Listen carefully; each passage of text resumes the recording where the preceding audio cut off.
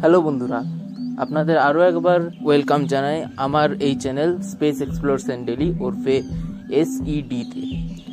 আজ আমরা কথা বলবো সৌরজগতের পরিচিত কিন্তু অদ্ভুত গ্রহ সম্পর্কে। আজ আমরা কথা বলবো ইউরেনাস গ্রহ সম্পর্কে। তো আপনাদের ভালো থাকার আশা নিয়ে চলুন শুরু করি আমাদের ভিডিও উল্টো গ্রহ ইউরেনাস। চলুন শুরু করা যাক।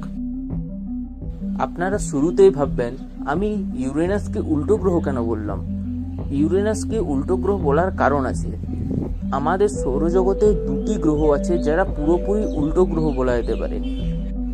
সেই দুটি গ্রহ হলো 1 নম্বরে শুক্র গ্রহ আর 2 নম্বরে ইউরেনাস গ্রহ। শুক্র গ্রহ সম্পর্কে আপনি যদি জানতে চান তাহলে আমি একটি ভিডিওতে আগে শুক্র গ্রহ সম্বন্ধে বলে রেখেছি, আপনি ওই ভিডিওটি দেখতে পারেন, আমি নিচে সেটির লিঙ্ক দিয়ে দেবো। আর আজকে কথা বলবো ইউরেনাসকে আমরা উল্টো গ্রহ কেন বলি। আসলে অন্যান্য গ্রহ যেমন পশ্চিম থেকে পূর্ব দিকে আবর্তন করে, ইউরেনাস কিন্তু পশ্চিম থেকে পূর্ব দিকে আবর্তন করে না। ইউরেনাস আবর্তন করে উত্তর থেকে দক্ষিণের দিকে। হ্যাঁ, ইউরেনাস উপর থেকে নিচের দিকে আবর্তন করে, দুই দিকে আবর্তন করে, কারণ ইউরেনাস তার অক্ষের উপর 98 ডিগ্রিতে ঝুঁকে রয়েছে। আপনারা শুধু একবার চিন্তা করে দেখুন, এমন একটি গ্রহ যেখানে 21 বছর শীতকাল এবং 21 বছর গ্রীষ্মকাল। হ্যাঁ, ইউরেনাসেই একই অবস্থা, 21 বছর শীতকাল এবং 21 বছর গ্রীষ্মকাল। কি অদ্ভুত বিষয় না।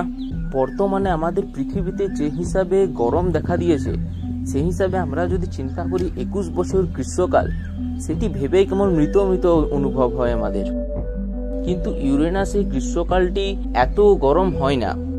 আমাদের পৃথিবীতে যেমন গ্রীষ্মকালে ভারতে তাপমাত্রা প্রায় 50 ডিগ্রি 51 ডিগ্রি ছুঁয়ে যায়, কিন্তু ইউরেনাস গ্রহতে সর্বোচ্চ তাপমাত্রা দেখা গেছে 46 ডিগ্রি সেলসিয়াস।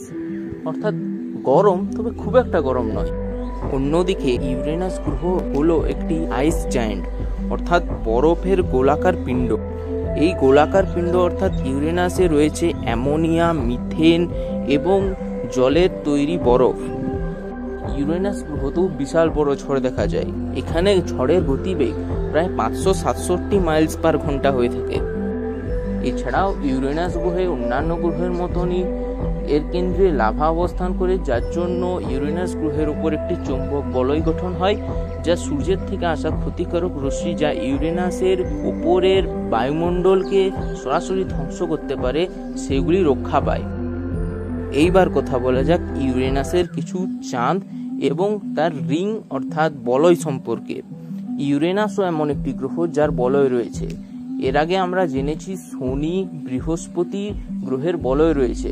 এছাড়া ইউরেনাস গ্রহেরও বলয় রয়েছে। শনি গ্রহের বলয়ের মতো ইউরেনাস গ্রহের বলয়গুলিও দূর থেকে দেখা যায়, অর্থাৎ এগুলিও সাধারণত বরফ বা বরফ জাতীয় সাদা পদার্থ দিয়ে তৈরি হয়। এছাড়াও ইউরেনাস গ্রহের প্রায় 27টি চাঁদ রয়েছে। এই 27টি চাঁদের মধ্যে টাইটানিয়া এবং ওবিরন হলো সর্ববৃহত্তম চাঁদ। যদি আমরা ইউরেনাসের আবিষ্কারের কথা বলি তাহলে বলবো যে যিনি প্রথম ইউরেনাসকে দেখেছিলেন অর্থাৎ ইউরেনাস আবিষ্কার করেছিলেন, তার নাম আমি স্ক্রিনের উপর দিয়ে রাখলাম। ইনি প্রথম ইউরেনাসকে দেখে একটি গ্রহর বদলে একটি তারা বলে ভেবেছিলেন। এর কারণ হলো ইউরেনাসের রং। ইউরেনাসের রং পুরোপুরি নীল হওয়ায় এটি সূর্য থেকে আসা নীল এবং সবুজ ছাড়া প্রায় সমস্ত আলোকে অ্যাবজর্ব করে নেয়। এই জন্য ইউরেনাসের রং নীল দেখায়। আর আমরা সাধারণত জানি যে আকাশে নীল রঙের যে বিন্দু দেখা যায় সেগুলি তারা। এই জন্য সেই বৈজ্ঞানিক এটিকে তারা বলে ভেবেছিলেন। কিন্তু পরে বিভিন্ন বৈজ্ঞানিক গবেষণার মাধ্যমে দেখা গেছে যে এটি একটি গ্রহ।